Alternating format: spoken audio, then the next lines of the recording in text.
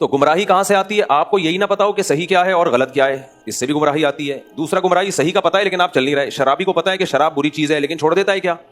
Heroine کو پتا ہے ہیروئن کیا ہے، بری چیز ہے، بیڑا غرق کر دے گی میرا، لیکن پھر بھی پی رہے ہیں. تو گائیڈنس یا ہدایت میں دو چیزیں ہوتی ہیں، اراءۃ الطریق، کسی کو سیدھا راستہ دکھا دینا. تبھی تو قرآن کی بعض آیتوں میں بظاہر ٹکراؤ معلوم ہوتا ہے.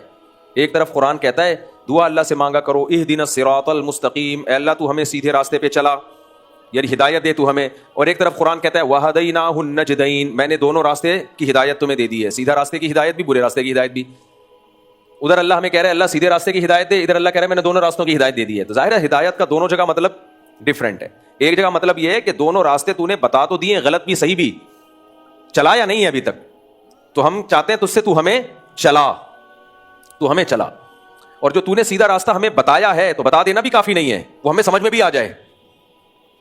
بھائی دیکھو، ایک آدمی نے آپ کو بتا دیا آپ جانا چاہتے ہو حیدرآباد، اس نے بتایا یہ غلط راستہ ہے، یہ حیدرآباد نہیں جائے گا اور یہ سیدھا راستہ ہے حیدرآباد جائے گا.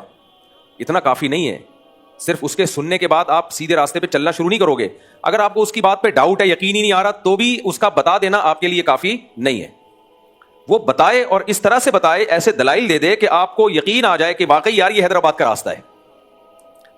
اب اس نے بتا دیا یہ حیدرآباد کا ہے، یہ ٹھٹھا کا راستہ ہے، آپ کو جانا حیدرآباد تھا. اب آپ سوچ رہے ہو پتہ نہیں اس نے پھینکی تو نہیں ہے کہیں لمبی، جھوٹ تو نہیں بول رہا، مجھے بیوقوف تو نہیں بنا رہا. تو بتا دینا کافی ہوگا نہ. وہ دلائل سے ثابت کرے بھائی یار یہ حیدرآباد جا رہا ہے، دیکھو یہ گوگل میپ دیکھو، یہ بس کے پیچھے دیکھو حیدرآباد لکھا ہوا ہے، اس میں حیدرآباد کیا بسوں کے پیچھے لکھا ہوتا ہے، کراچی ٹو حیدرآباد نہیں، شاعری میری بھی ہوتی ہے نا، اس میں بہت کچھ لکھا ہوا ہوتا ہے، بھلے شاہ کی دیوانی، چل مستانی، ذرا کہیں اور ٹھکانہ نہیں، یہ سب بسوں کے پیچھے رکشوں کے پیچھے لکھا ہوا ہوتا ہے. اور کوئی جل گیا کسی نے دعا دی، ماں کی دعا جنت کی ہوا، ایک کے پیچھے لکھا ہوتا ہے باپ کی دعا ٹریکٹر کا دھواں. تو یہ سب چیزیں بسوں کے پیچھے رکشوں کے پیچھے لکھی ہوئی ہوتی ہیں. اس سے آپ سمجھ جاؤ گے کہ یار یہ اسٹائل حیدرآبادیوں کا ہے. خیر وہ دلائل کے انبار لگا دے. تو اب کیا ہوگا، اس نے آپ کو بتا تو دیا سیدھا اور غلط، سمجھا بھی دیا، لیکن اتنا بھی کافی نہیں ہے.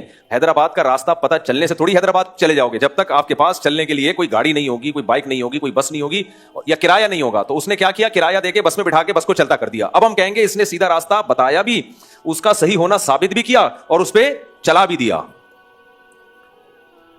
تو ہم جب دعا کرتے ہیں نا اہدنا الصراط المستقیم، اے اللہ ہمیں سیدھے راستے پہ چلا، تو ہمارے فرمایا کرتے تھے اس میں یہ نیت کرنی چاہیے اے اللہ سیدھا راستہ دکھا بھی، سیدھا راستہ سمجھا بھی، اس پہ چلا بھی، اور چلنے کے بعد بھی خطرہ ہوتا ہے راستے میں کہیں مڑ نہ جائے، تو منزل تک پہنچا بھی، موت تک اس پہ چلاتے رہنا.